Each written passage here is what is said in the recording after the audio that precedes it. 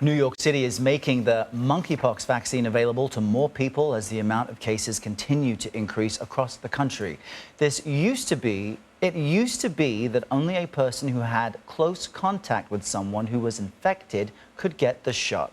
Now, men who have had more than one male sex partner or an anonymous sex partner over the past 2 weeks are eligible. Dr. Celine Gounder is here to talk about this with us here in Studio 57. She's the editor-at-large for public health at Kaiser Health News and also an infectious disease specialist and epidemiologist at the NYU Grossman School of Medicine and Bellevue Hospital. Dr. Gounder, quite a title and introduction. Welcome. Thanks for joining us to speak about this. As we mentioned, New York, the first city to broaden access to the monkeypox vaccine. Do you expect other cities to follow suit, or is it really only necessary in, mega cities like New York? Errol, the challenge is that the supply of the Jynneos vaccine, which is the monkeypox vaccine that's being given, that supply is fairly limited.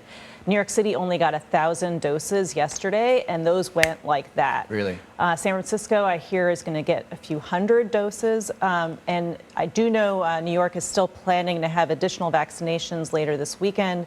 But many of us are concerned because this is Gay Pride Month. There are going to be a lot of events involving men who have sex with men this month. And so this is really, we need to be getting people vaccinated much more quickly. Can you sort of clarify that? Because when I see, it's available to men who have had sex with male partners or anonymous sex, I just know that people out there are going to be like, oh, well, it's not my problem. It must be a gay thing or something like that. Can you just clarify why, those men are being offered this vaccine? Right. So I think it's important to understand that right now, the general population is not at high risk for monkeypox. Right now, monkeypox is spreading largely among men who have sex with men who have multiple partners. But it is only a matter of time, as we have seen with other infectious diseases, before this spreads, whether it's to women, to heterosexual populations, and that is concerning. Monkeypox can be a problem in pregnant women. And so what are some of the symptoms for those at risk, and what should folks be looking out for? Anybody? So the symptoms can be flu-like, just feeling under the weather, maybe a mild fever. You can have swollen glands, perhaps in your groin or elsewhere. And then also these lesions. So these lesions can look like pimples, like blisters, can be easily confused with herpes or genital warts. So any lesion, really, that you have that's new should be checked out. I was also under the impression that the smallpox vaccine would help to limit its spread. Is that accurate? That is accurate, whether it's the monkeypox vaccine or there's also a smallpox vaccine. And even if you have been exposed, even then getting vaccinated can limit the spread, can also limit the severity of disease. But I guess there aren't as many people getting smallpox vaccines nowadays, right? That was, I guess, something from when's the last time they had widespread administration of the smallpox vaccine? Smallpox was declared eradicated in 1980. So we haven't been using those vaccines really in a very long time outside of maybe lab workers who work with smallpox, that sort of thing. And the old smallpox vaccine does have more side effects and is less safe in people who have immunocompromising conditions, who have skin conditions and the like. So we're not really using that one right now. What about contact tracing when it comes to monkeypox? We all remember how many states and localities improved their contact tracing abilities during the COVID pandemic. Has that helped with getting a handle on this? I wish I could say yes. We've actually seen attrition of public health workforce over the pandemic. So, and they're dealing with multiple crises now, COVID and monkeypox and so on.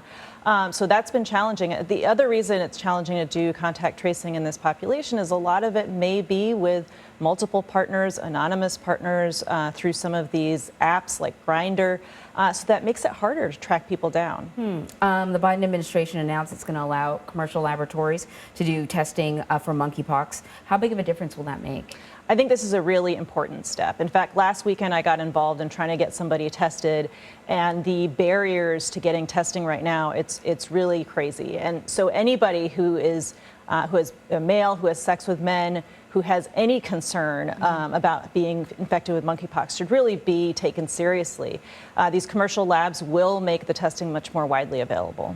What needs to be done to prevent this from spreading? I mean, there wasn't a lot of messaging early. What needs to be done now? Well, many of us are gearing up, especially for this weekend, which is the big weekend of Gay Pride Month, trying to get the word out through these events and parties and festivals. educating people about what are the symptoms, how this is spread, how they can protect themselves.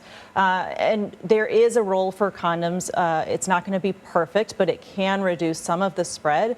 And then, of course, getting yourself tested, and where it's available, getting yourself vaccinated. Yeah, share this segment with your friends if they're going to those events. This is really, really useful information. Dr. Celine Gounder, thank you so much. My pleasure.